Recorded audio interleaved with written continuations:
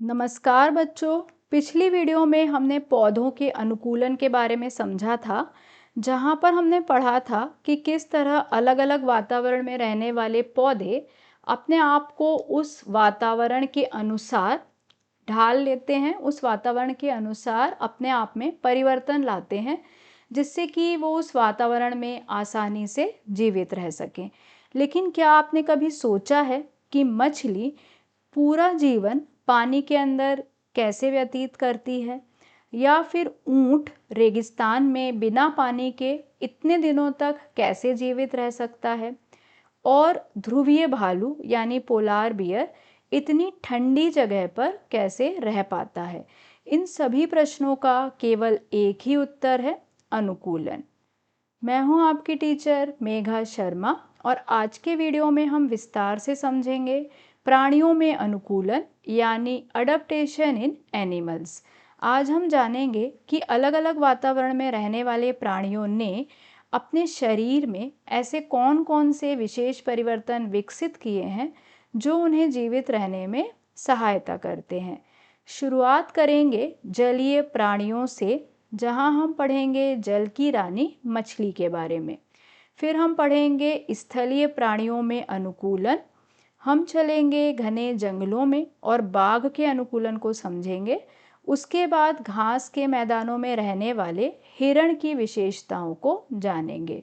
मरुस्थलीय प्राणियों में अनुकूलन को समझने के लिए हम रेगिस्तान के जहाज ऊंट को समझेंगे, और अंत में हिम प्रदेश के प्राणियों में अनुकूलन को समझने के लिए हम पहुंचेंगे बर्फीले हिम प्रदेश में, जहां हम ध्रुवीय भालू के अनुकूलन को समझेंगे। तो आइए अब हम अपनी इस वैज्ञानिक यात्रा की शुरुआत करते हैं, लेकिन उसके पहले हम एक बार फिर से समझते हैं कि अनुकूलन क्या है। क्या मछली रेगिस्तान में रह सकती है, या बाघ पानी के अंदर जीवित रह पाएगा? नहीं। ऐसा क्यों?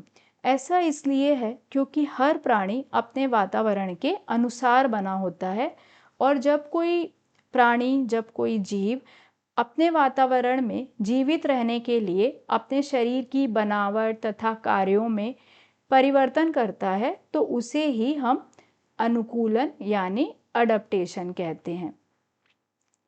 अब हम चलते हैं जल की अद्भुत दुनिया में, जहाँ चारों तरफ पानी ही पानी है। पानी के अंदर रहना हमारे लिए आसान नहीं है। हम कुछ ही मिनटों में देखते हैं कि जब हम पानी के अंदर होते हैं तो कुछ ही मिनटों में सांस लेने में हमें तकलीफ होने लगती है, लेकिन मछली अपना पूरा जीवन पानी के अंदर आसानी से बिता देती है। ऐसा कैसे संभव है? ऐसा इसलिए है क्योंकि मछली ने अपने शरीर में ऐसे विशेष अनुकूलन विकसित किए हैं जो उसे पानी में रहने के लिए पूरी तरह से उपयुक्त बनाते हैं। आइए अब मछली के इस अनुकूलन को समझते हैं। सबसे पहले आप देखिए मछली का शरीर। मछली का आकार आगे से पतला, पीछे की तरफ धीरे धीरे चौड़ा, और अंत में फिर से सकरा और पतला होता है। इस तरह के शरीर को हम बोलते हैं सुडौल शरीर यानी स्टेम लाइन बॉडी। यह आकार पानी का प्रतिरोध कम करता है और मछली को पानी में तेजी से तैरने में सहायता करता है। जब मछली पानी में तैरती है तो सामने का पानी उसके रास्ते में आता है। बच्चों सोचिए कि अगर मछली का शरीर चौड़ा या सपाट होता तो पानी उसे आगे बढ़ने से रोकता, लेकिन क्योंकि मछली का शरीर सुडौल है तो पानी आसानी से उसके दोनों तरफ से निकल जाता है और मछली को तैरने के लिए कम मेहनत करनी पड़ती है। अगला महत्वपूर्ण भाग है मछली के गलफड़े यानी गिल्स। हम फेफड़ों से हवा में मौजूद ऑक्सीजन लेते हैं और श्वसन क्रिया करते हैं, लेकिन मछली के पास फेफड़े नहीं होते। मछली पानी में घुली ऑक्सीजन ग्रहण करके श्वसन करती है, और यह क्रिया वो गलफड़ों की सहायता से करती है। तो गलफड़े मछली को सांस लेने में मदद करते हैं। गलफड़ों की सहायता से ही मछली पानी में घुली ऑक्सीजन ग्रहण करती है और सांस लेती है। इसके बाद आता है मछली के शल्क यानी स्केल्स। मछली के पूरे शरीर पर एक आवरण होता है। ये जो छोटा छोटा कठोर आवरण है, ये मछली के पूरे शरीर को ढक देता है। ये आवरण मछली के शरीर की सुरक्षा करता है और पानी के घर्षण को कम करता है। इसके बाद आते हैं मछली के पंख यानी फिन्स। ये पंख मछली को सिर्फ तैरने में ही सहायता नहीं करते, बल्कि इनकी सहायता से मछली अपनी दिशा बदलती है और उसके शरीर का संतुलन बना रहता है।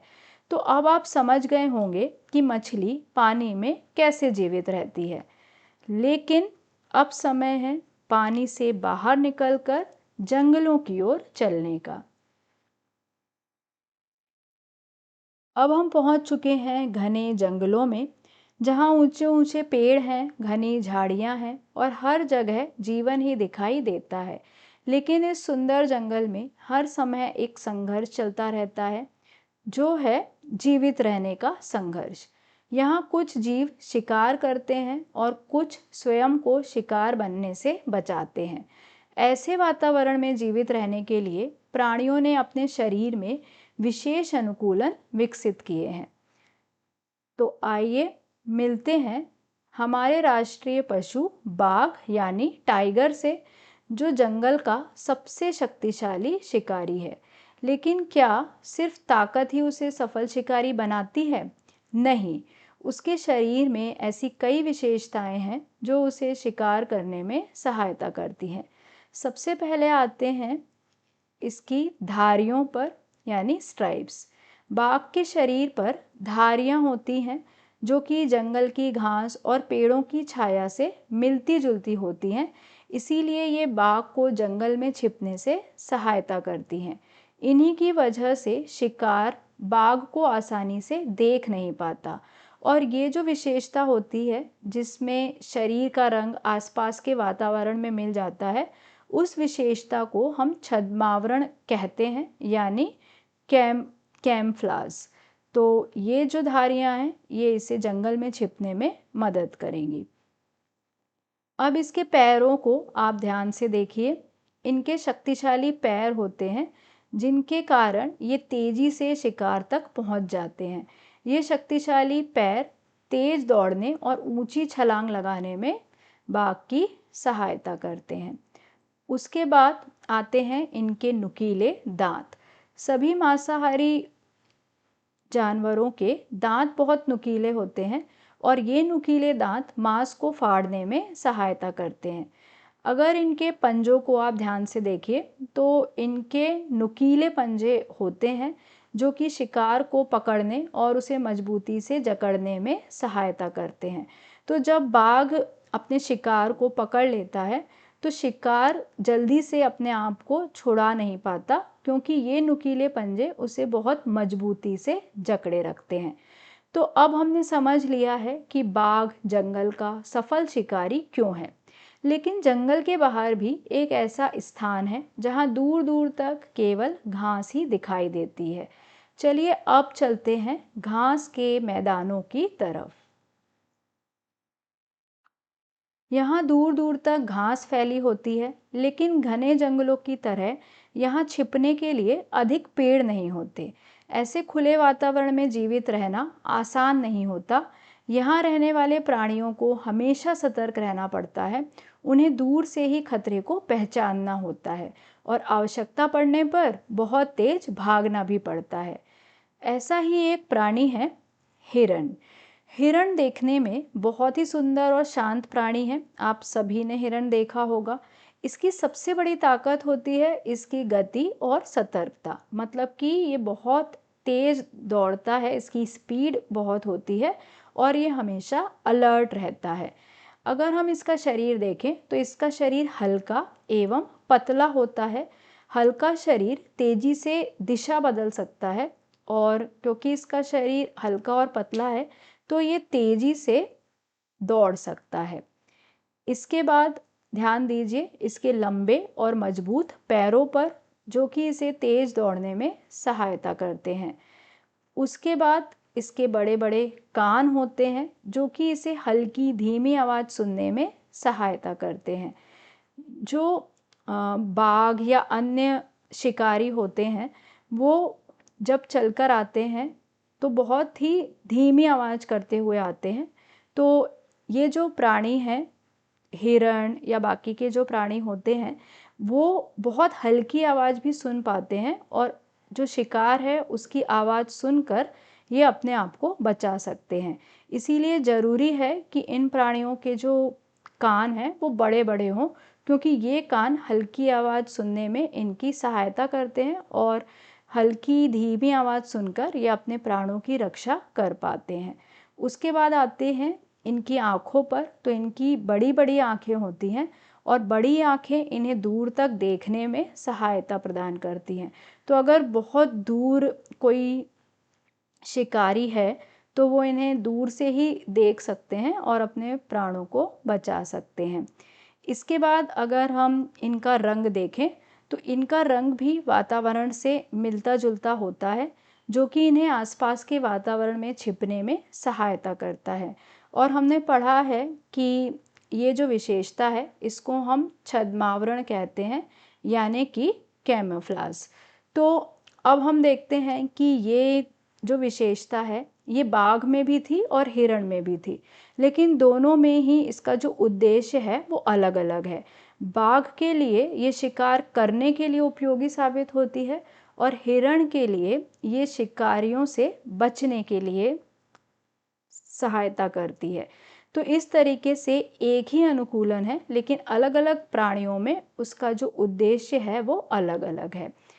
तो हमने जंगल और घास के मैदान के प्राणियों के अनुकूलन को समझ लिया है, लेकिन अब हमारी यात्रा हमें ले जाएगी तपते हुए रेगिस्तान में और वहाँ हमारा इंतजार कर रहा है रेगिस्तान का जहाज ऊंट। अब हम पहुंच चुके हैं पृथ्वी के सबसे कठिन वातावरणों में से एक मरुस्थल में। चारों ओर दूर दूर तक फैली रेत, अत्यधिक गर्मी और पानी की कमी। ऐसे वातावरण में अधिकांश जीव जीवित नहीं रह सकते, लेकिन प्रकृति ने कुछ प्राणियों को ऐसी विशेषताएं दी हैं जिनकी सहायता से वे इन कठिन परिस्थितियों में भी आसानी से जीवन बिताते हैं।